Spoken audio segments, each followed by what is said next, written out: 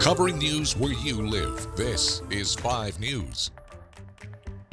Well, thank you for joining us here for the latest news and weather where you live. I'm Joe Ellison. The roar of the rodeo crowd is back today in Springdale. The Rodeo of the Ozarks kicks off. The annual rodeo parade kicks off at 10 this morning in downtown Springdale. And then the main event, the grand entry, will start at 7:30 this evening at Parsons Stadium. The rodeo will run through Saturday.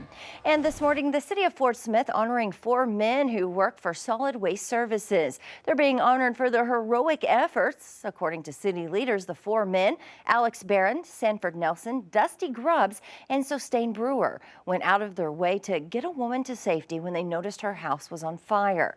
City leaders say they got her and her oxygen tank out of the house as quickly as possible and then called emergency services.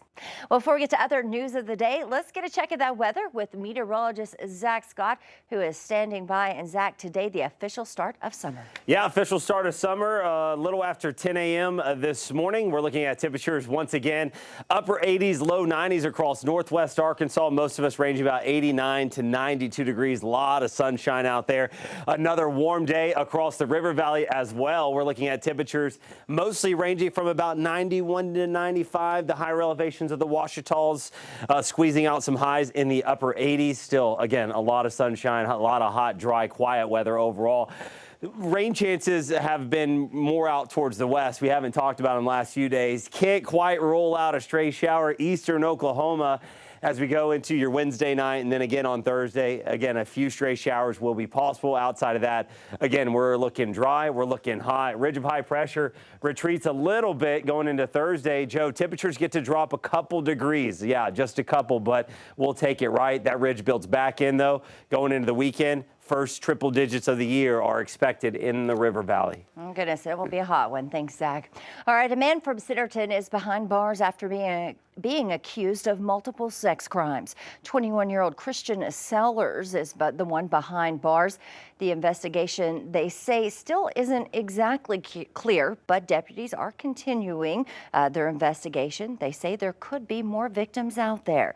Investigators also say that Sellers had worked at several daycares across Rogers, Centerton, and Bentonville starting in at least 2021.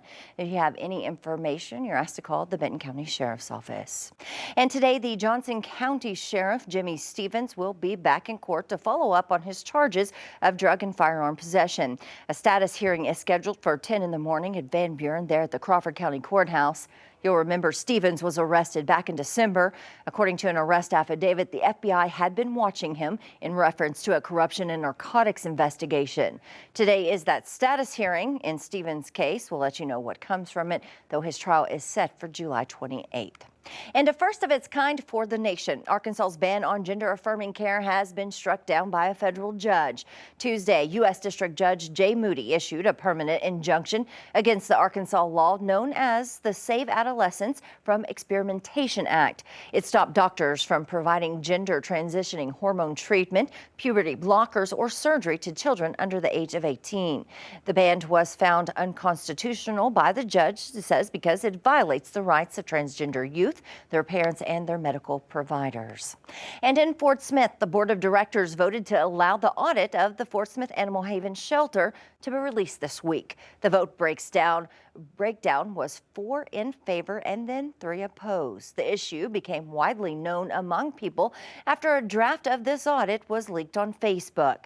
That draft alleged that more than $100,000 is unaccounted for there at the Safe Haven Animal Shelter. Fort Smith has a contract with the shelter through 2027 to help it shoulder some of the cost of animal rescue and care. Want, I guess, all of you to realize that there's a lot of finger pointing here.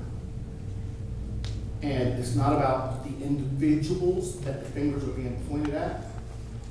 You know, ultimately, after this is said and done, what is our goal? Well, last month, a veterinarian with Animal Haven said that the organization didn't have a chance to defend itself after the draft leaked. A city auditor said she was going to meet with the shelter, but the draft was shared on social media before she could. The shelter implied that the unaccounted for cash could be related to their lack of documenting their expenses, which they say they're working to get better at.